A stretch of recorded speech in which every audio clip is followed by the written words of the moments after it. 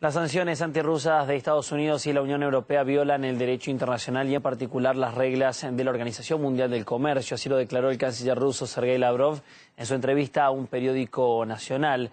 Además, el funcionario se refirió al tema de Ucrania, señalando que Rusia hace esfuerzos para que este país solucione sus problemas económicos y expresó su esperanza de que Occidente favorezca este asunto. También espera que las negociaciones en Minsk ayuden a acordar el intercambio de presos y el suministro de la ayuda humanitaria al sureste de Ucrania. Pero, como se sabe, tras 5 horas de discusiones en la que es la primera ronda, los negociadores no lograron ningún acuerdo. El segundo encuentro podría celebrarse este viernes, según el primer ministro de Donetsk.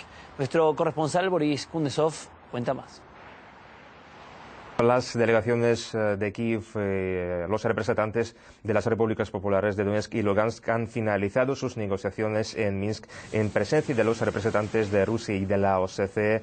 Los negociadores han tratado importantes temas para el arreglo inmediato de la crisis ucraniana. Las discusiones han pasado a las puertas cerradas y han durado más de 5 horas. La verdad es que después de esa reunión nadie ha salido a los periodistas, nadie ha explicado a los periodistas en detalle los resultados, cómo ha finalizado todo.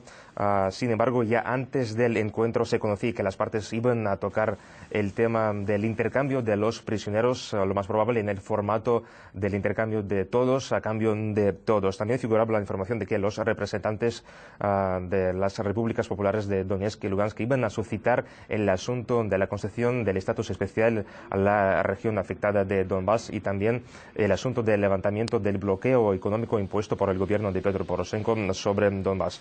Sin duda alguna, también el tema central es el alto el fuego total. Hay que recordar que no es la primera vez cuando las partes del conflicto se reúnen en Minsk, que precisamente en la capital bielorrusa fueron logrados los avances significativos. Fue logrado cierto paso, pero sin embargo llegan constantes informes de que Kiev no cumple sus compromisos y constantemente rompe su obligación de no abrir el fuego.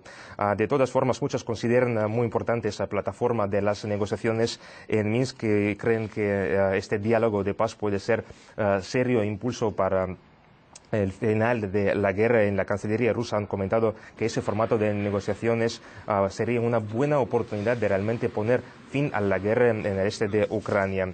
También se suponía que esa ronda de negociaciones iba a tener la segunda parte, iba a celebrarse el 26 de diciembre, pero sin embargo los representantes de las repúblicas autoproclamadas de Donetsk y Lugansk han dicho que la próxima ronda, la próxima parte está bajo cuestión y no se sabe la fecha exacta. En la Cancillería bielorrusa también han comentado que la fecha exacta será anunciada más tarde.